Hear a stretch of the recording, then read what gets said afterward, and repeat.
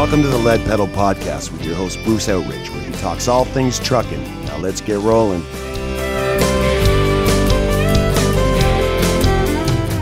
Hello, welcome to Lead Pedal Podcast. I'm your host, Bruce Outridge. This is episode number 977. And today we're going to be debunking some electrical truck myths with you. That's right. We're going to be talking with Nikki O'Cook from CALSTART about how electric trucks are changing the climate and the environment in California and beyond. So stay tuned and we'll be right back.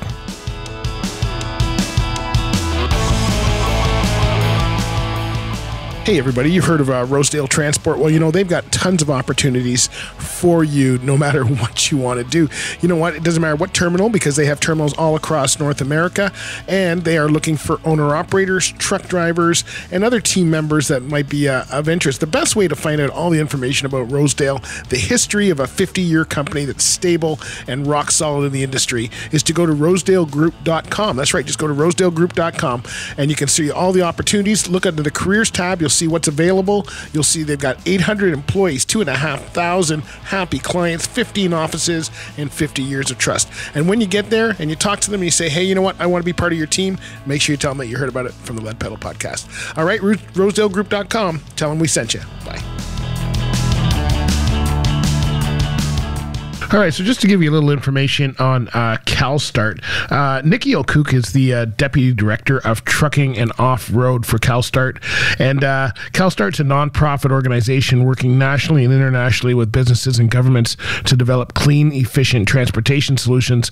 It's got a network that connects companies and government agencies and helps them do their jobs better, from technology firms to transit operators and from vehicle manufacturers to research institutions and more. They connect every element of the clean energy sector, offering customized services, information, and programming. And we're going to talk with Nikki today about how about electric trucks and how that's helping, and some of the incentives and stuff that are going on for owner-operator and fleets, and how that can be better for you. So stay tuned, and we'll be right on the interview with Nikki O'Cook.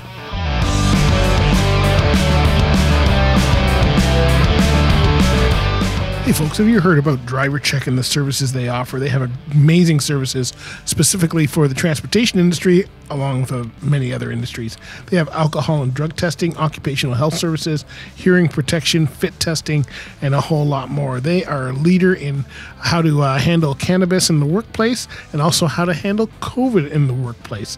And you do not want to miss their great event that they have each year, the annual Fitness for Duty Summit. So where can you learn more? Where can you get information in order to keep your workplace safe? Well, go to drivercheck.ca.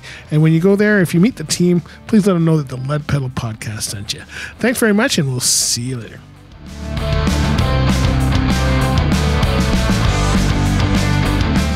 All right, everybody, on the line, we have Nikki O'Cook, and she's with CALSTART. She's a Deputy Director of Trucking and Off-Road. Welcome to the show, Nikki. Good to have you.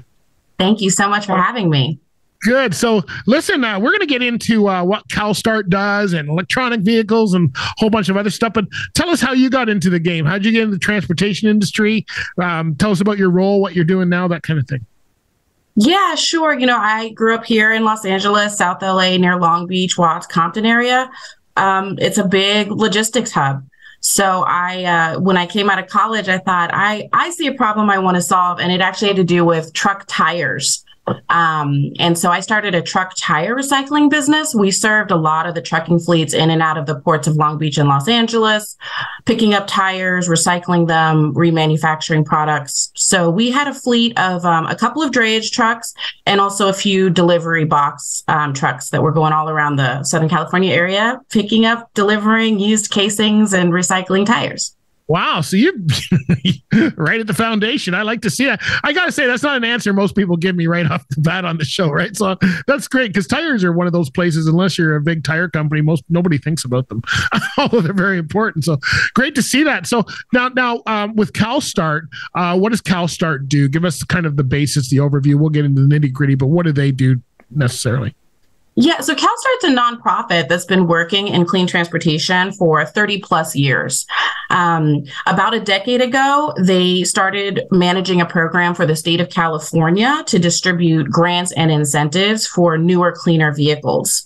Now, when I was closing down my trucking company at the beginning of COVID, I was looking around and thinking like, I really want to work on sustainability. I want to clean up my community. I'm, concerned about what's happening here around the ports.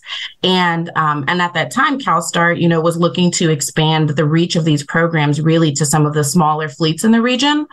You can imagine that when there's a lot of money on the table, there's a lot of grants and incentives out there.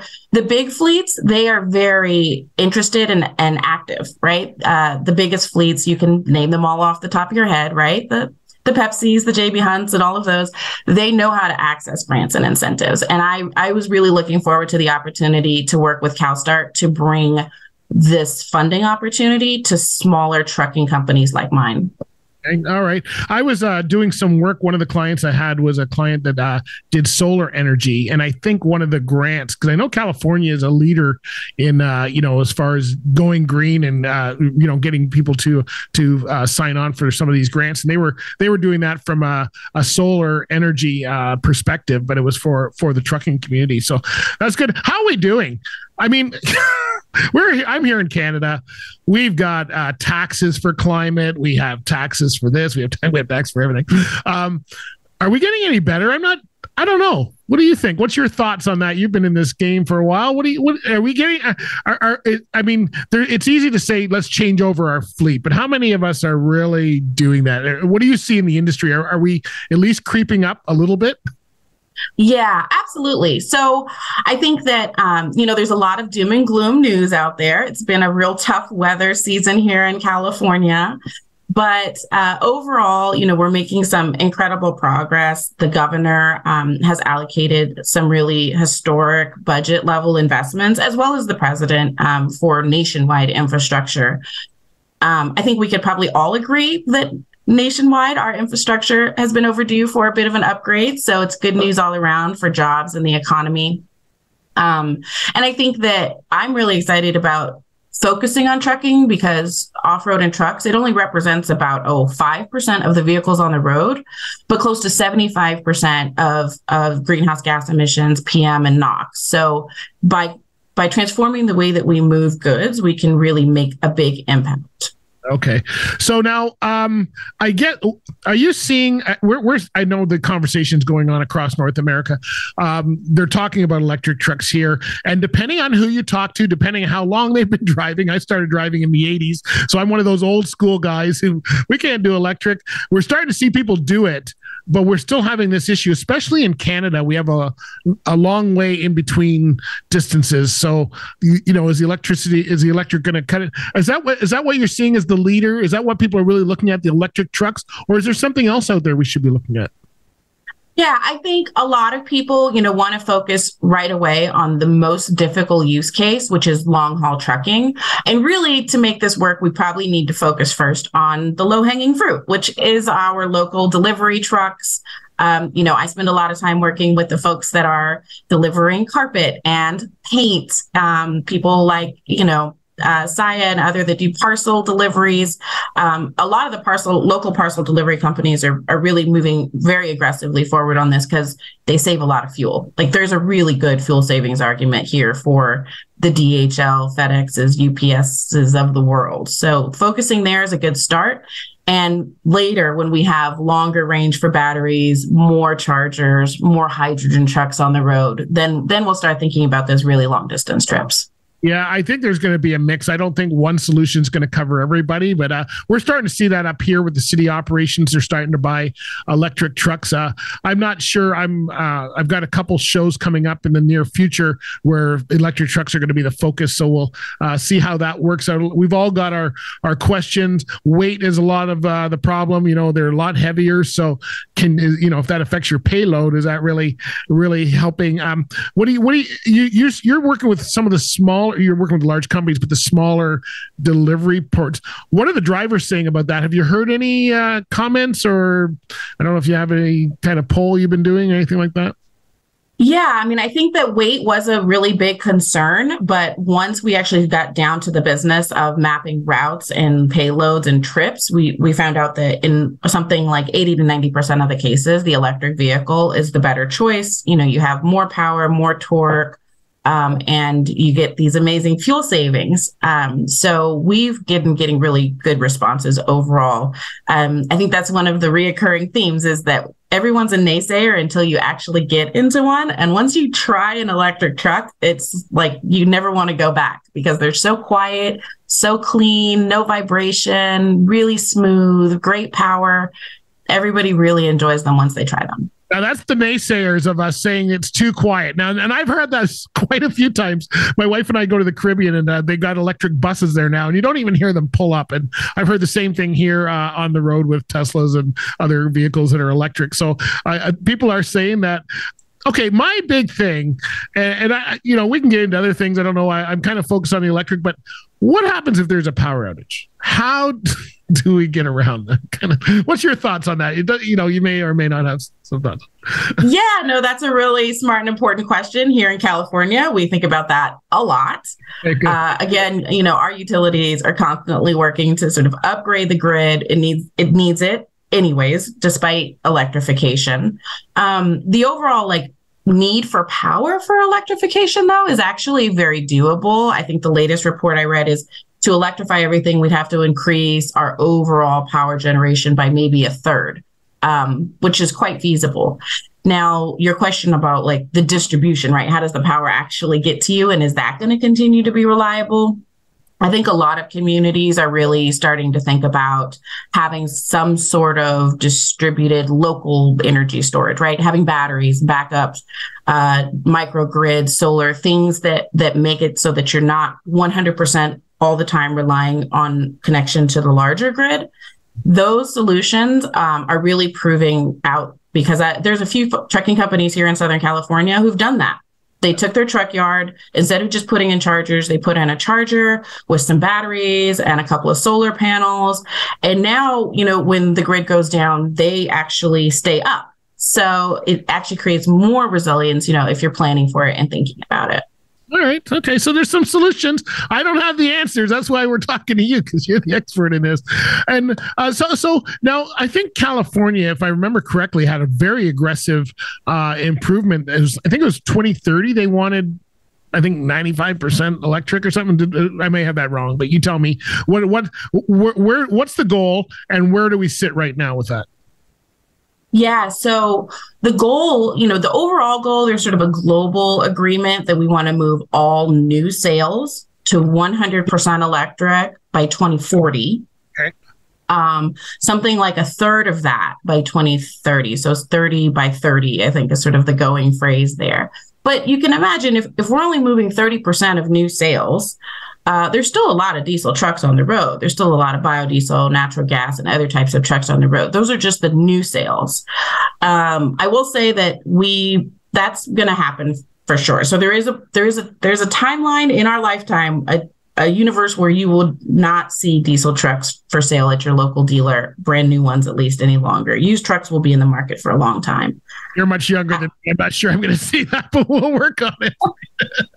I don't know, Nikki. I don't know if I have that kind of time. I'll have to stretch it right out there for sure. Oh, that's great. Okay, so that's the larger picture, and it would be great if we can all go and purchase electric vehicle. I don't think that's going to happen, to be honest with you, just because of people can't. What could one person be doing though? Is there a way of one driver making an impact even without changing his truck or something like that? Yeah, so the biggest challenge, I think, for most small fleets to think about an electric truck, right, is one, the price. They're quite expensive. And then two, that charging situation. So if you're a person who's, parking your truck, in front of your house or at the dirt yard down the street, it would probably be quite hard for you to get a charger put in. However, there are some sort of new models out there called truck as a service, TaaS, truck as a service, or a lot of leasing options that allow you to charge and park at their yard, at their station and depot overnight. Okay. So I think that's really opened up good opportunities for small fleets to get into a zero emission truck at a pretty low cost. Then they get their charging usually bundled along with their parking, and you end up with fuel savings right away. So for those of us who are truckers, right, we know how much we spend on diesel every month. I knew that with my 3 or 4 trucks, we were spending 10 grand a month. With electric trucks, you can typically expect to reduce your fuel cost by half. Okay. By half. And so that is a big difference. That's a big bottom line for small businesses to reduce their expenses by half, which is why I feel it's so important for us to include small businesses in this transition, because they deserve to have the opportunity to have that good business opportunity. Yeah. Are you working with other states and businesses across? You're in California. Are you working with people in Arizona or Georgia or anything like that? Like, how is this working across the board? Yeah, so CALSTART ourselves, we manage a few of these zero emission grant and incentive programs, one in the city of New York, another one in the city of Chicago. There's also been a 15 state MOU. So that's an agreement of 15 other states in the US who have agreed to sort of follow CARB's rulemaking. As CARB sets more aggressive rules for zero emission trucks and, what percent you have to buy and sell of zero emission trucks, these 15 states want to follow along. And so we work very closely with them to plan, well, you make a rule, how do you also make the helps and the supports that small businesses need to abide by those rules? Right. That's pretty cool. I know we've got the same thing going on up here. There's a lot of incentives to get people to change over as much as they can. Where do we find this funding? You've talked about funding. I know I have no idea where to go for grants and stuff like that. Where can an owner operator or a fleet that is interested in going forward with this learn about funding that they can get for their equipment? Yeah. So I really recommend the CaliforniaHVIP.org website. Now that's our California program, but what's really cool, what's on our website is there's a catalog of all the zero emission commercial vehicles that are available in the market right now.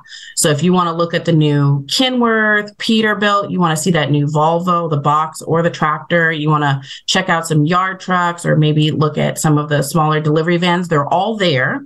You can look at videos about them, you can check out the specs, and then you can contact the dealers. Now, if you're not in California, that's fine. You can still contact that dealer, and that dealer can give you advice about there's some federal EPA grants that are available. Also, like I said, the fuel savings actually kind of compensates for the higher cost of the vehicle, especially if you're in like a low energy cost area. But I think that's a great place to start for anyone who's interested in electric vehicles, because there's lots of great learnings, and it's also just cool to look at pictures of cool trucks. Yeah, and maybe that's a good way to get someone going, as well as to, think of the cost savings and stuff for their operation. Maybe to make them, somebody wants to move forward with that. Because a lot of us just think, yeah, we all want to save the environment, but I don't see how I can do it in my little world. So maybe that'll change. Where do we learn more about CALSTART and some of the programs you have, or where, other people that you're working with? Where do we go? Yeah, so you can always check out what CALSTART is up to at calstart.org. I also really recommend the California Air Resources Board.